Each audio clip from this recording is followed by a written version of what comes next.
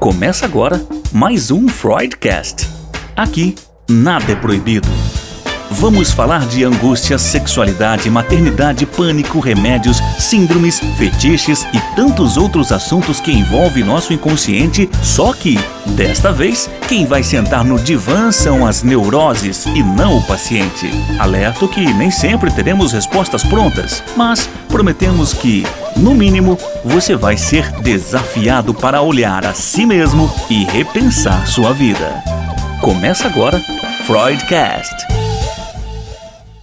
Olá, você está novamente comigo no nosso Freudcast. E hoje nós vamos falar sobre ansiedade. Muita gente fala, eu sou ansioso. Outro fala assim, estou tendo crise de ansiedade. Mas o que é isso? E para inovar no nosso Freudcast, porque eu tenho entrevistado apenas psicanalista, hoje nós vamos trazer um psicólogo comportamental. O Renan Augusto Medeia Inácio, e ele vai contar tudo para a gente sobre o que é isso, os sintomas, as causas. De repente, ele pode até nos ensinar aí um caminho, porque eu sei que o comportamental sempre dá direção para os pacientes. Renan, muito bem-vindo ao Freudcast. Bom dia, Rose. Bom dia a todos, ou boa tarde, não sei quando vocês vão estar ouvindo. Bom dia, é verdade. É um prazer poder compartilhar um pouco do meu conhecimento sobre ansiedade e, de alguma forma, poder ajudar as pessoas a, pelo menos, ter um caminho de como travar essa batalha quase que diária. Uhum. O que é a ansiedade, Renan? Bom, a ansiedade, ela é algo natural de todo ser humano. Todo mundo tem ansiedade. Ela é um mecanismo do nosso cérebro que faz com que a gente entenda se a situação que a gente está vivendo é passível de enfrentamento ou de fuga. Uhum. Muitas vezes, quando você tem ansiedade, a gente não está falando de uma ansiedade patológica nesse momento. A sua primeira sensação é um frio na espinha. É como se você estivesse sentindo todo o seu sangue descendo para sua perna. Isso é um instinto natural para que a gente possa fugir. A gente precisa de uma tonificação maior nos músculos inferiores. Então, a ansiedade, de maneira geral, podendo falar, ela é um mecanismo que nos prepara para fugir ou para enfrentar uma situação. Tá, e agora a patológica? Na ansiedade patológica, o que muda é a intensidade e a duração desses sintomas, né? A ansiedade, ela não deixa de ser um sintoma, mas quando você tem uma ansiedade que é exagerada, por exemplo, eu não queria começar já puxando um exemplo, mas vamos lá. Você está andando numa rua que não é muito bem iluminada, né? A ansiedade e o medo, eles andam praticamente de mão dada. Quando você vê uma moto vindo com duas pessoas, uma pessoa dirigindo e outra na garupa, naturalmente você ativa o gatilho do seu medo. Então você sabe que aquilo é uma potencialidade de um assalto ou alguma coisa do tipo, então você é invadido por esse sentimento, né, por essa emoção, o medo. A ansiedade, ela é um gatilho antecessor. Você está andando nessa mesma rua, não há nada, nessa rua só tem você, não tem nenhum movimento, mas a possibilidade de que possa aparecer uma moto ou alguém que possa te surpreender de qualquer forma ativa o gatilho da ansiedade. Então, mesmo que não haja nada que indique que você está em perigo, a ansiedade te deixa num estado de alerta, e se ela for patológica, ela vai fazer com que você trave, né? Ela pode se transformar num pânico, numa fobia, e nesses casos existem vários caminhos do que podem ocasionar.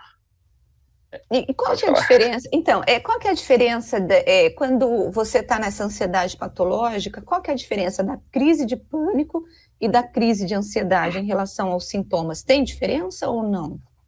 Basicamente, os sintomas das duas crises são muito similares, mas a intensidade é completamente diferente. Numa crise de ansiedade, eu vou ter sintomas físicos, né, taquicardia, sudorese, as mãos esfriam, a perna começa a formigar, você tem uma sensação de hiperventilação.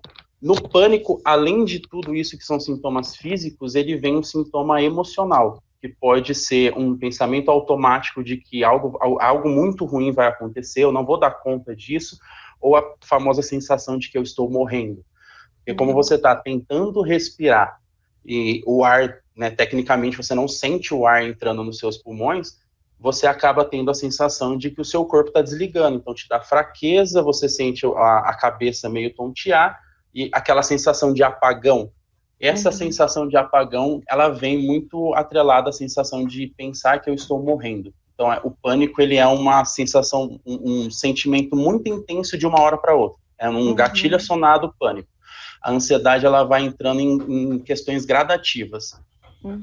Agora, você tem, por exemplo, tem pessoas que, pela personalidade delas, elas são calmas, né? Outras são já mais agitadas. Você tem, a ansiedade, ela é mais comum em que tipo de personalidade? Ou não, isso não faz diferença? Não tem muita distinção disso. Óbvio que quem tem algumas... me fugiu a palavra. Quem tem alguns comportamentos, né, que ajudam a sanar a ansiedade ou o pré-sintoma da ansiedade, como quem faz yoga, quem faz meditação, né, quem tem essa consciência corporal de respiração, de prestar atenção no seu próprio corpo, elas têm uma facilidade maior de lidar com a ansiedade. Não necessariamente elas estão livres disso, porque a ansiedade, ela pode ser um sintoma ou ela pode ser um transtorno. Então, se ela for um sintoma, quando eu sinto que eu estou ficando agitado, eu paro, respiro, encho o pulmão, isso faz com que eu me acalme. Se eu tenho uma ansiedade já crônica, ou uma ansiedade generalizada, eu não tenho esse controle. Então, acaba não sendo tão efetivo e não tem como fazer essa distinção. Tem gatilhos para ansiedade ou não? Vários. Aí vai depender do seu momento de vida, né? Complementando até a pergunta anterior, a gente, a todo momento eu estou influenciando e sendo influenciado pelo ambiente que eu vivo. Então, se eu vivo num ambiente que é disfuncional, que é muito agitado, naturalmente eu vou acabar sendo mais agitado também. Se eu vivo num ambiente que é mais calmo, eu acabo seguindo esse fluxo.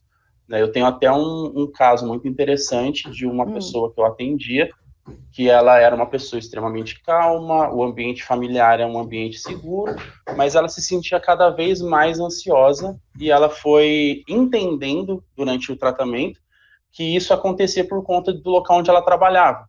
Ela trabalhava com pessoas que eram muito ansiosas, que estavam o tempo todo falando dos medos, da ansiedade, das mazelas do mundo, e isso foi fazendo com que ela fosse absorvendo todo esse conteúdo até chegar um momento em que ela começou a ter comportamentos similares. Então, existem gatilhos que podem ser neurológicos, né, uma questão que é neuroquímica do cérebro, e existem gatilhos que podem ser ambientais também. Nos gatilhos ambientais, a Covid e essa situação que nós estamos passando hoje pode ser um deles? Com toda certeza. Pessoas que já tinham uma predisposição a uma ansiedade, com certeza levaram ela a outro nível. Uma pessoa que já era ansiosa, por exemplo, com o dia de amanhã. Eu não sei se amanhã eu vou ter emprego, porque eu não sei se eu estou desempenhando um bom trabalho no meu emprego, eu estou ansiosa para saber se eu vou conseguir pagar as contas, de repente vem a Covid e fecha tudo. Essa ansiedade perde o controle. E até pessoas que não tinham sinais de ansiedade antes da Covid acabam adquirindo, porque a gente está num cenário de total incerteza.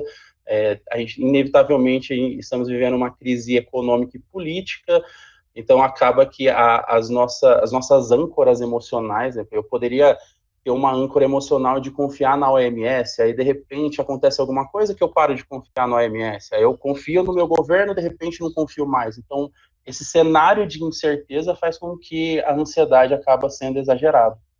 Ela é potencializada. Entendi. Agora, por exemplo, quando você falou dos gatilhos, né, que a gente acaba desenvolvendo, mas quando eu penso em ansiedade, a gente pode ter outros tipos de doenças emocionais e a ansiedade ser só o sintoma ou não? Como que você vê isso? Sim.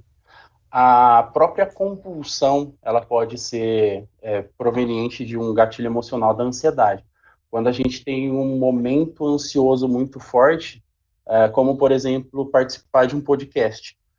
Isso me gera uma ansiedade que eu não posso não saber lidar, e aí eu penso, óbvio que eu penso não conscientemente, né, como que eu vou lidar com essa ansiedade? Não sei como fazer isso psicologicamente, no campo das ideias, então eu vou comer esse biscoito, esse pão ou alguma coisa, e eu mastigo como se eu estivesse engolindo essa ansiedade.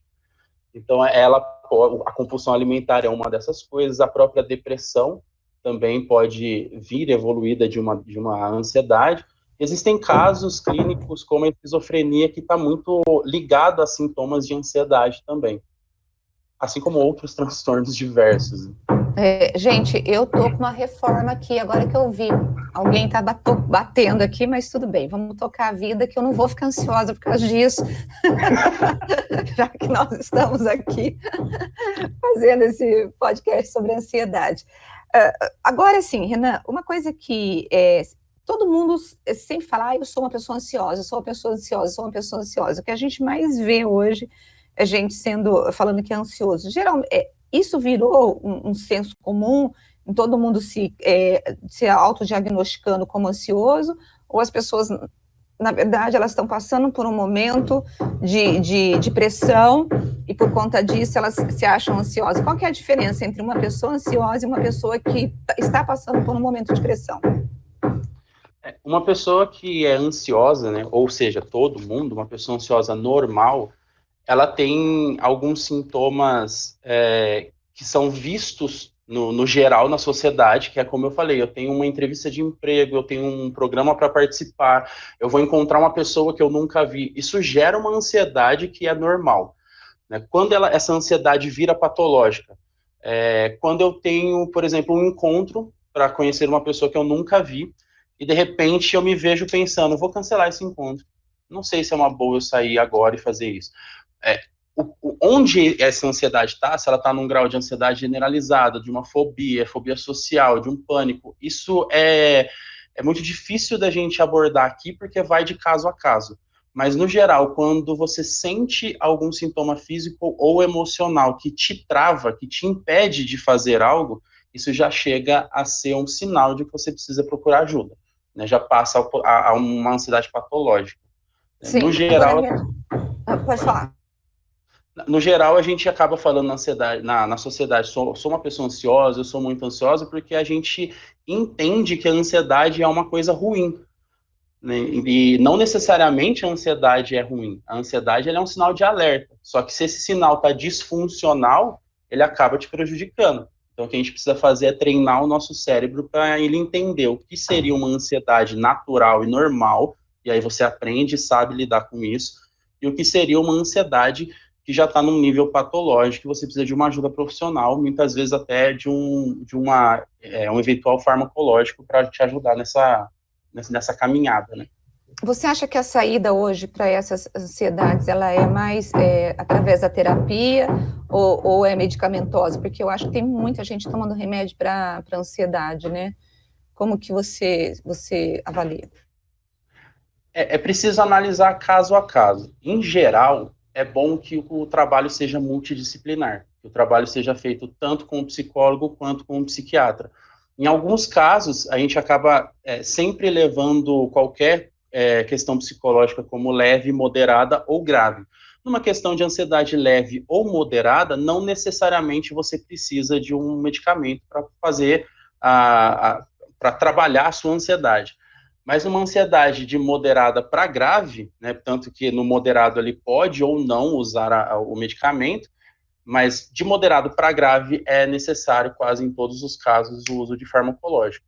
Porque na terapia a gente vai trabalhar o treinamento, né, falando de uma maneira mais clara para todo mundo entender, a gente vai trabalhar um treinamento para o seu cérebro para ele aprender a lidar com essa situação. É basicamente quando você vai para uma academia. Você não vai 2 vezes por semana ou 1 vez por mês na academia, faz musculação e espera que você vai ter um corpo com o físico desejado. Você vai ter um treinamento constante para que você consiga chegar naquele físico, naquela condição física que você almeja. Na terapia, a gente vai fazer exatamente esse trabalho. E o que o psiquiatra, no caso, vai fazer? Como o psicólogo ele não receita medicamentos, ele não trabalha com farmacológicos, ele entende, mas não trabalha, não receita.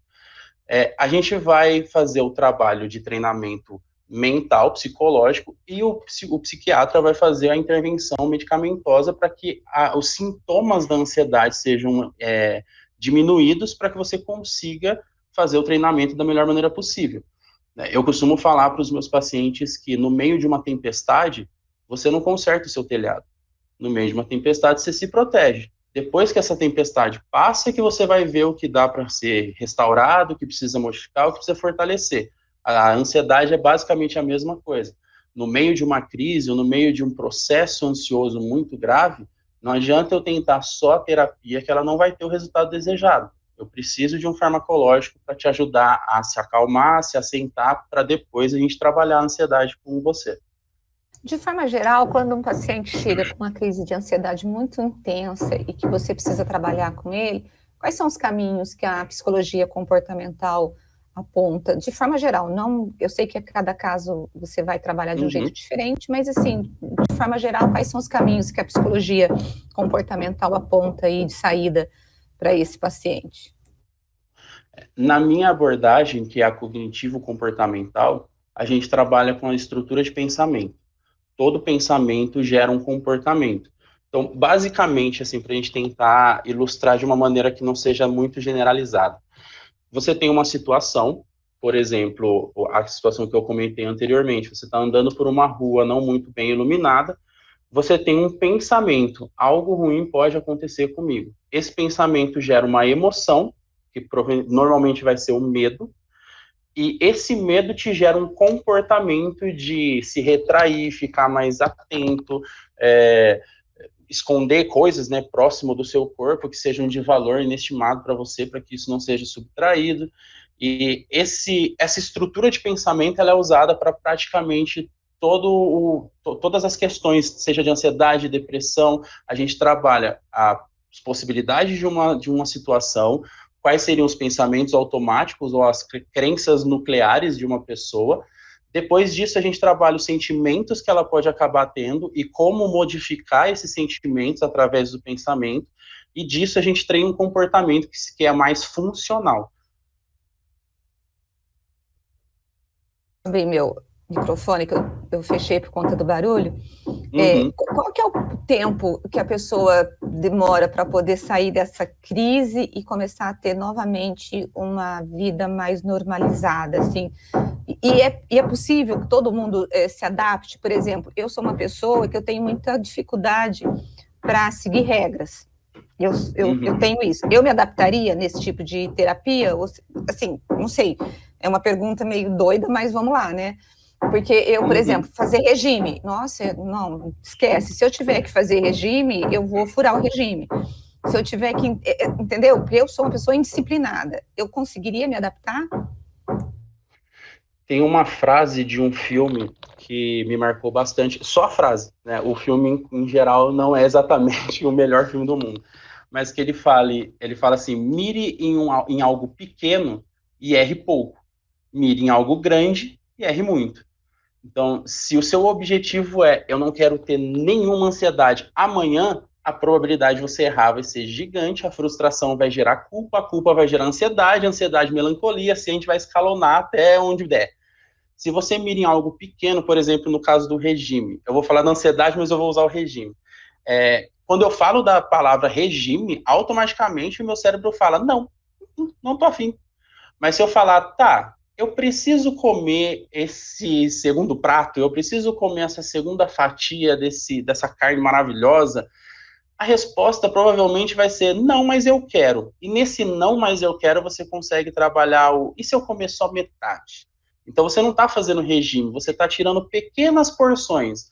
Ah, mas se eu fizer isso, o resultado vai vir daqui 2, 3 anos. Ok, se você quiser um resultado mais rápido, você precisa fazer escolhas um pouco mais radicais. Né? No caso da ansiedade, é a mesma coisa. Né? Eu quero parar, eu não quero me sentir ansioso. O que a gente pode fazer sobre isso? Eu costumo falar muito para os meus pacientes e alguns até reclamam que eu mando escrever. Ah, mas é que eu não gosto de escrever. Você pode não gostar de escrever, a gente vai tentar ficar no campo das ideias. Mas quando você tem registrado algo que você sentiu, por exemplo, hoje eu me senti muito mal, muito ansioso e tal, e eu registro isso. Daqui uma semana, quando eu volto e olho esse registro, eu penso, nossa, é verdade, eu acho que eu não estava tão ansioso dessa forma. Então, quando eu tenho um registro, eu consigo ver como eu estou melhorando gradativamente ou como eu estou estagnado e aonde eu preciso mexer. Então, existe uma forma mais eficaz e mais rápida? Existe. mas também existe uma forma que seja mais branda e menos invasiva para que você consiga o objetivo. Deixa eu que eu estou com o meu microfone sempre fechado. Ô, Renan, você falou já de compulsão, e aí quando o tempo todo na nossa conversa eu fico pensando que ansiedade e compulsão, elas estão muito juntas. O que leva uma pessoa para o consultório? É a ansiedade ou é a compulsão? Porque eu acho que a compulsão, ela faz com que a pessoa veja, assim, olha, estou mal, por exemplo, uma pessoa que é ansiosa e que gasta todo o dinheiro nas lojas, ela vai ter um problema financeiro, e isso vai gerar culpa, vai gerar uma série de outros problemas. Se ela desconta a compulsão na comida, outro pode descontar a compulsão no sexo, outro pode descontar... Bom, compulsões são diversas. A ansiedade está muito ligada à compulsão ou não? Sim, sim. A ansiedade, ela pode ser um gatilho para a compulsão. Né? Como a gente falou, existe a ansiedade transtorno e existe a ansiedade que é um sintoma. Então, muitas vezes, quando a gente tem por exemplo, se eu for falar do transtorno compulsivo obsessivo, que é o TOC, eu tenho um pensamento obsessivo que está sempre ali rodeando a minha cabeça, rodeando meu cérebro, e eu não consigo me livrar dele, e ele gera um comportamento. Então, se eu tenho um pensamento obsessivo de que estamos em pandemia e a qualquer momento pode estourar uma crise econômica muito forte e não ter comida, o meu comportamento vai ser ir no mercado e comprar o máximo de comida que eu puder. Não necessariamente isso é um toque, mas eles são traços de um toque. Né? Então, o que leva uma pessoa para o consultório? É muito interessante o que você falou, mas a verdade é que só tem duas coisas, basicamente, que levam uma pessoa para o consultório. Ou ela está achando que está chegando no nível de loucura, eu estou ficando louca, eu não quero ficar louca, eu não posso ficar louca, eu vou para o consultório para tentar me ajudar, ou ela sabe, ela entende que ela precisa de ajuda para lidar com aquela situação. Raramente uma pessoa vai vir e falar, eu estou sentindo sintomas de um transtorno compulsivo e eu, sei lá, não sei lidar com isso, preciso me livrar. Não, ela vai sempre falar, olha, doutor, eu estou me sentindo assim, assim, assim. É muito engraçado você chamar de doutor, apesar de eu não ser doutor. Né? Mas ela sempre vai falar, eu me sinto ansiosa, eu como demais nessa ansiedade e eu não sei lidar, eu preciso de ajuda. É sempre um pedido de ajuda. A pessoa não vem necessariamente por conta dos sintomas, mas ela vem porque ela sabe que ela não está sabendo mais lidar sozinha. Agora, quando a gente pensa assim, num momento como nós vivemos como esse, numa situação de pandemia, em que a ansiedade, ela se faz presente, ela meio que quase que um parente, né, ela dorme com a gente, acorda com a gente. Qual que seria o teu conselho, de forma geral, assim, para as pessoas, para poder conviver com ela, diante de uma situação que é muito problemática, como nós estamos vivendo hoje? A melhor coisa para se fazer é desfocar dos pensamentos automáticos e tentar focar o máximo possível do que você conseguir em algo que te dá prazer. Por exemplo, eu gosto muito de sentar numa praça e eu ler um livro ou alguma coisa do tipo. Estar em uma praça não te deixa necessariamente vulnerável ao vírus, porque você não está junto com pessoas, você está sozinha numa praça. Então, se isso te dá prazer, faça. Assistir um filme, assistir uma série, stand-up, conversar com amigos. Tente buscar coisas que te dê algum tipo de prazer. Se até as coisas que te dão prazer não estão mais te dando, é hora de procurar ajuda. Dentro da ansiedade, você falou de buscar as coisas que dão prazer, mas às vezes as coisas que dão prazer podem virar uma compulsão justamente por conta desse processo de ansiedade. Então, por exemplo, uma pessoa que gosta de filme, ela pode começar a ter compulsão filmes e séries. Ela está com ansiedade, aí ao invés dela comer a comida, ela vai comer esse filme, entre aspas, né, metaforicamente. Como não desenvolver uma patologia, ou sei lá, não é patologia, mas como não transformar aquilo que poderia ser algo de bom numa coisa ruim. Por exemplo, eu gosto de assistir filme, mas eu estou ansiosa, então eu vou ficar assistindo uma série em cima da outra, um episódio em cima do outro, quando eu vejo, terminou a noite, e eu estou lá precisando trabalhar no dia seguinte, isso vai me gerar uma nova angústia. Como controlar isso? Nesse caso, o melhor a se fazer é procurar ajuda. De preferência, uma ajuda profissional. Por quê? Uma das coisas que a gente fala na psicologia que é imprescindível é externalizar. Você precisa externalizar o que você está sentindo. Quanto mais você guarda um sentimento, mais ele fixa em você. Uma das analogias que eu uso muito com alguns pacientes é que os sentimentos e as emoções é como um rio fluido. Se você tenta bloquear essas emoções e esses sentimentos, você cria uma represa. Então, não é que você não sente mais, você só não está olhando para ele, mas ele está acumulando. O momento em que essa represa estourar, essa represa emocional explodir, ela vai devastar tudo que tiver dentro, tudo que tiver na frente dela. E isso acaba gerando os transtornos de ansiedade e outros transtornos também. No caso, como fazer para isso amenizar? Se você não tem condições de procurar ajuda profissional nesse momento, existem alguns meios alternativos, que seria procurar uma instituição de ensino que tenha o curso de psicologia. Eles normalmente têm uma clínica escola com os formandos para que possa ser feito esses atendimentos de maneira gratuita. Existem os CAPs também, mas vamos supor que você não tem condições de procurar ajuda de nenhuma maneira. Converse com alguém que você confia, procura um amigo, fala que você está sentindo mal, que você está sentindo estranho, que você está se sentindo muito ansioso, fala sobre o que você está sentindo, porque você está colocando para fora. Você não está guardando esse sentimento nessa sua represa emocional. Então, externalizar aquilo que você está sentindo. E uma coisa muito importante também, se você não tem ninguém, se você acha que se você conversar com algum amigo, você não vai ser ouvido da forma adequada, converse com você mesmo.